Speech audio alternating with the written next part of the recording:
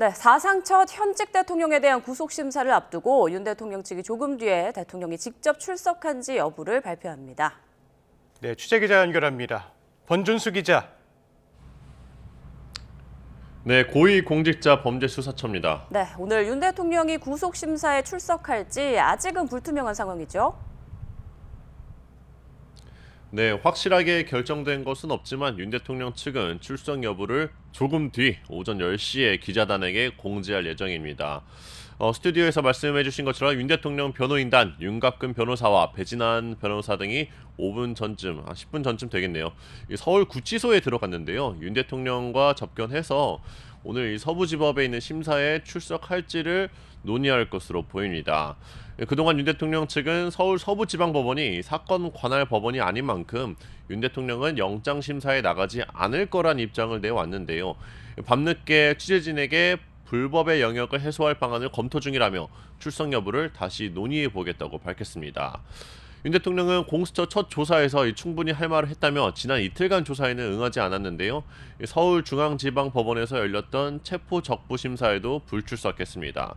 다만 이번에 만약 구속될 경우 체포 기간을 합쳐서 최대 20일 동안 서울구치소에 구금된 채로 수사를 받기 때문에 심사에 직접 나와서 의견을 밝힐 가능성이 남아 있습니다. 네, 영장실질 심사를 앞두고 공수처 입장에선 윤 대통령의 신병을 확보하겠다는 의지가 확고하죠.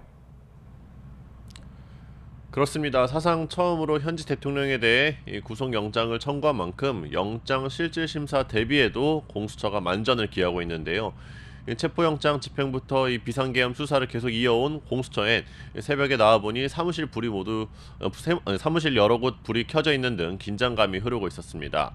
이번 심사에는 공수처 부장검사를 포함해 검사 6명에서 7명 정도가 참석하는데요. 공수처는 윤 대통령에 대한 신병을 확보해 필요한 조사를 계속 진행해 나가겠다는 계획입니다.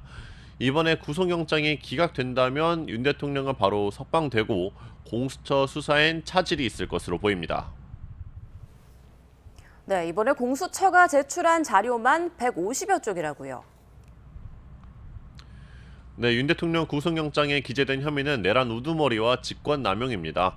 기본적으로 범죄 중대성과 재범 위험성 등을 고려했는데 청구서 등이 150여 쪽에 달한다고 합니다. 손수레에 담아서 옮겨야 할 정도로 많은 양인데요. 경찰 국수본이 자료를 적극적으로 공유해 큰 도움이 됐다고 하는데 검찰에서도 김용현 전 국방부 장관 등 핵심 피의자 신문 조서 등을 제공해서 종합적으로 반영한 것으로 전해졌습니다. 지금까지 고위공직자범죄수사처에서 YTN 권준수입니다.